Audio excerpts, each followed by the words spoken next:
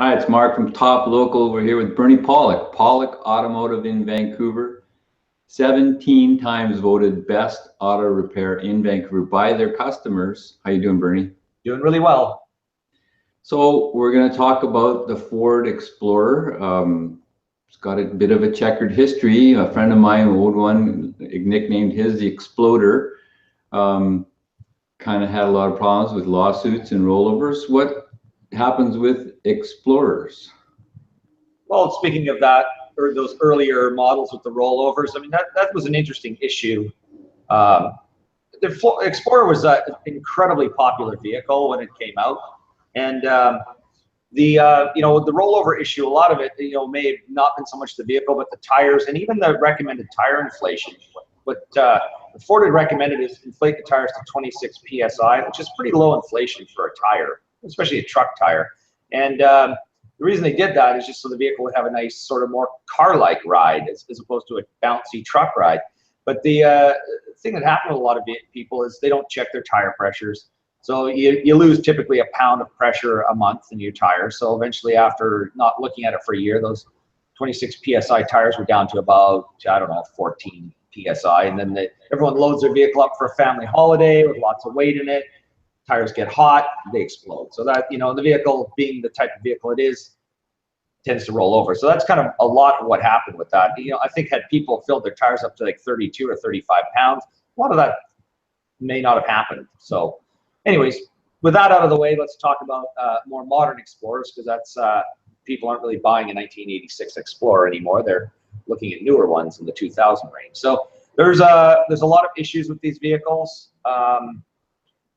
Typically, what we see most of are engine problems, especially 4-liter engines. We see them, continuously coming in with rattling timing chains. And these are, older, getting on with the high, around 200,000 kilometers, which isn't really high. But the way the engine is designed, there's a timing chain at the front of the engine for one bank, so a timing chain at the rear of the engine for the other. So you can just imagine if the rear chain fails, which it does, you have to pull the engine out to take it apart.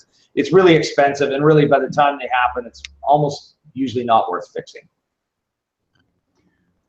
Wow. So are there any other engine problems, or?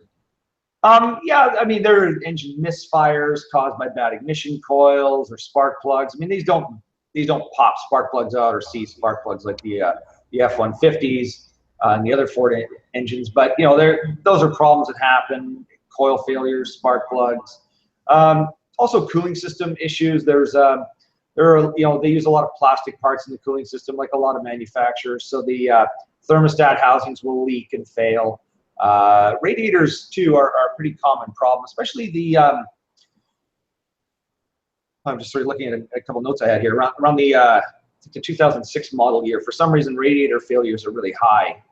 So that might be a model to avoid, but we've repaired them in all sorts of different ranges of years. How about the transmissions? Transmission failures are also a really common item on these vehicles, and yeah, that's one. As the vehicles have gotten newer in the 2010 range, the transmission issues seem to have gone away. But again, the earlier ones, a lot of failures. Even going back to those earlier generations, the flip over types, transmission problems were really common in those too. Steering, suspension, drivetrain? Fairly good. Yeah, not a lot of problems. Again, we've run into electronic transfer case issues from time to time, but the differentials, the drive shafts, those type of things, they all seem to be built pretty solid. Nothing exceptional in that area. How about inside the vehicle, the common failures: AC, heating, power windows, doors, locks? We seem to fix a few issues with the heating system, like heater blower motors, but nothing unusual. The fit and finishes, I'd just say okay. I mean, we see a lot where the plastic interior parts wear out, but that's more of a cosmetic thing than anything else. But the power windows and those sorts of things, they seem to be fairly reliable. So, bottom line, would you recommend a Ford Explorer for someone, as a vehicle for someone to buy? Not really, no.